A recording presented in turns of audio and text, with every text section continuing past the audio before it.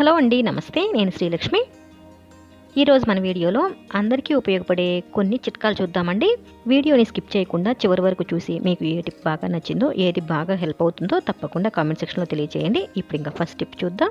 పచ్చడి అయిపోయిన తర్వాత ఆ సీసాల్ని చాలా సింపుల్గా ఎలా క్లీన్ చేసుకోవచ్చు చూద్దాం.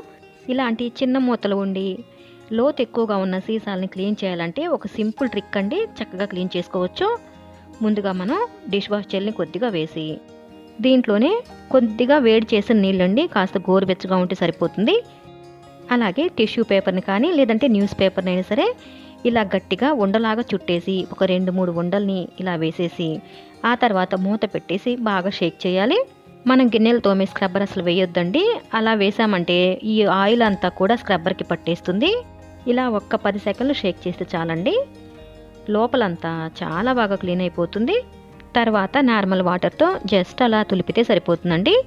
చూసారా, చాలా నీట్గా వచ్చేస్తుంది. ఇప్పుడు ఇంకా సెకండ్ టిప్ చూద్దాం. ఇక్కడ మనం ప్రతిరోజు ఉపయోగించే కరివేపాకండి. మనం పప్పు తాలింపులకి, కూర తాలింపులకి అన్ని రకాల దాదాపుగా 90% కూరల్లో మనం కరివేపాకుని అయితే వాడతాం కదా. ఈ కరివేపాకుని మనం ఒకసారి తెచ్చిపెట్టుకుంటే చాలా రోజుల వరకు ఫ్రెష్గా ఉండటానికి ఒక మంచి టిప్ అండి. మన దగ్గర ఉండే ఒక ప్లాస్టిక్ బాటిల్ అండి, వాటర్ బాటిల్ ఉంటుంది కదా, దాన్ని ఈ విధంగా మిడిల్లోకి కట్ చేస్తున్నాను. ఇలా కట్ చేసుకున్న తర్వాత పై పార్ట్ని ఈ విధంగా ఒక 1 ఇంచ్ గ్యాప్తో 1 ఇంచ్ లోతులో ఈ విధంగా కట్ చేసుకోవాలి. సిజర్తో ఇలా కట్ చేసుకున్న తర్వాత బాటిల్లో తడేమి లేకుండా చూసుకుని అడుగు వైపున ఈ విధంగా ఒక టిష్యూ వేయాలండి. ఇప్పుడు ఇంకా కరివేపాకు కొమ్మల నుండి ఈ విధంగా కాడలన్నీ కూడా సపరేట్ చేసుకుని ఈ కరివేపాకుని చక్కగా ఈ విధంగా బాటిల్లో పెట్టుకోవాలి. తర్వాత మనం పై పార్ట్ని కట్ చేసాం కదండి, దాన్ని ఈ విధంగా సెట్ చేసుకోవచ్చు. మనం 1 ఇంచ్ గ్యాప్తో కట్ చేసాం కదా, దాన్ని ఈ విధంగా లోపలికి సెట్ చేసుకుంటే మనకి బాటిల్ కూడా సైజ్ తగ్గినట్టుగా కనపడుతుందండి. మనం చక్కగా చూసారా, ఈ విధంగా ఫ్రిడ్జ్లో పెట్టుకుంటే ఈజీగా నెల రోజులైనా సరే ఒక్క ఆకు కూడా పాడవదనమాట. తప్పకుండా ట్రై చేయండి. నేను కరివేపాకుని ముందుగా కడగలేదండి. ఒకవేళ మీరు కడిగినట్లయితే పూర్తిగా ఆరిన తర్వాత ఇలా చేయండి. ఇప్పుడు ఇంకా థర్డ్ టిప్ అండి. మనం ఎండుమిర్చి ఎలా తొడిమెలు తీయాలంటే ఒక చిన్న టిప్ అండి. టిప్ అంటే మన చేతులు అవి మండకుండా ఉండడానికి ఒక సింపుల్ ఐడియానైతే చూద్దాం. అసలే సమ్మర్ వచ్చేసింది, పచ్చళ్ళు కారాలు అని ఎండుమిర్చిని ఎక్కువగా వాడుతూ ఉంటాం కాబట్టి ఈ చిన్న టిప్ని ఫాలో అవ్వండి.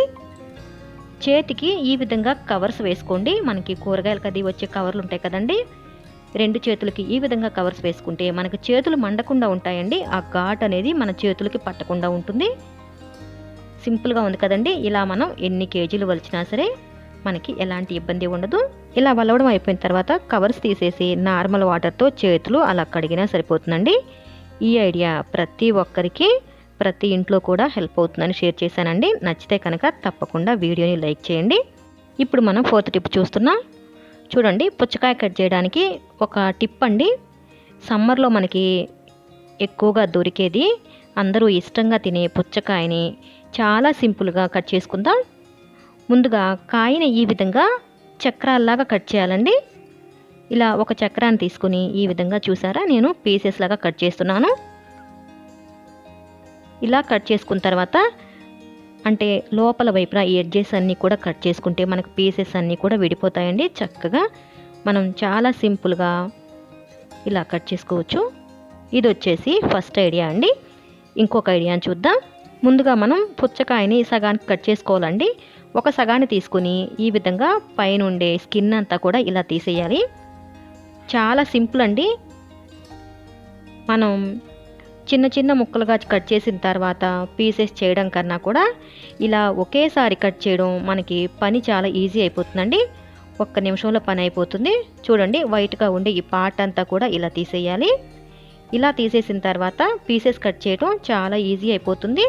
ఇప్పుడు ఇంకా చూడండి, ఈ విధంగా నిలువుగాను అలాగే అడ్డంగాను కట్ చేసుకోవాలి. ఈ విధంగా కట్ చేస్తే మనకి పుచ్చకాయలోని వాటర్ అనేది కూడా బయటికి రాదండి. మనం నార్మల్గా పుచ్చకాయని కట్ చేసినప్పుడు ఆ నీళ్ళన్నీ కూడా కారిపోతూ ఉంటాయి. ఈ టిప్ వల్ల మనకి 2 రకాల ఉపయోగాలు. పని త్వరగా అయిపోతుంది, అలాగే వాటర్ అనేది ఊరికే మనకి వేస్ట్ అయిపోకుండా కూడా ఉంటుంది. ఇది కూడా ప్రతి ఒక్కరికి హెల్ప్ అయ్యే టిప్పే కదండి. మీకు కూడా నచ్చిందని అనుకుంటున్నాను. ఇప్పుడు ఇంకా లాస్ట్ టిప్ అండి. 5th టిప్ చూద్దాం. ఇది వచ్చేసి మనం బూజు తులుపుకునే బూజుల కర్రకి సంబంధించిందండి. బూజుల కర్రని మనం ఈ విధంగా పుల్లల చీపురుతో తయారు చేసుకుంటే మనకి ఎక్కువ రోజులు మన్నుతుందండి. కానీ మనం ఇలా పుల్లల చీపురుతో బూజులు దులిపితే ఇంట్లో గోడలకి గీతలు పడతాయి అనేది కొంచెం భయం ఉంటుంది కదా. ఆ ఇబ్బంది కూడా లేకుండా ఈ టిప్ అయితే ఫాలో అవ్వండి. పుల్లల చీపురుని అంటే బూజులు కర్రకు కట్టిన పుల్లల చీపురుని ఈ విధంగా ఒక పాత పిల్లో కవర్ తొడగాలండి. ఆ చీపురికి ఈ విధంగా ఒక పిల్లో కవర్ని తొడిగి ఇప్పుడు కనుక బూజు తులిపామంటే మనకి చక్కగా బూజంతా వస్తుందండి. సన్నటి దుమ్ము కూడా ఎక్కడా మిగిలిపోదన్నమాట. చూడండి చాలా బాగా క్లీన్ అవుతుందండి. ఎక్కడా కూడా సన్నటి దుమ్ము కూడా మిగలదు. ఇలా హైట్లో ఉండే కబోర్డ్స్ కూడా మనం ఈ విధంగా క్లీన్ చేసుకోవచ్చు. కబోర్డ్స్ పైన కూడా దుమ్మది ఉంటుంది కదా. ఇలా పిల్లో కవర్ తొడగడం వలన చీపురు ఏమి వంగిపోదండి. పుల్లలు బాగా స్టిఫ్గానే ఉంటాయి కాబట్టి క్లీనింగ్ కూడా మనకి ఈజీ అయిపోతుంది. చూడండి క్లీన్ చేసిన తర్వాత చూపిస్తున్నాను. పిల్లో కవర్కి చూసారా దుమ్ము బూజు అంతా కూడా ఎలా అంటుకుందో. ఈ టిప్ బాగా పనిచేస్తుందండి. తప్పకుండా ట్రై చేయండి. ఈ వీడియోలో టిప్స్ అన్నీ కూడా మీకు బాగా హెల్ప్ అవుతాయి అనుకుంటున్నాను. నచ్చినట్లయితే ప్లీజ్ అండి తప్పకుండా వీడియోని లైక్ చేసి మీ అభిప్రాయాన్ని కామెంట్ సెక్షన్లో తెలియచేయండి. అలాగే ఇలాంటి మంచి మంచి యూస్ఫుల్ వీడియోస్ కోసం మన ఛానల్ని సబ్స్క్రైబ్ చేసుకుని పక్కనే ఉన్న బెల్ ఐకాన్ని యాక్టివేట్ చేసుకోండి. Thanks for watching this video.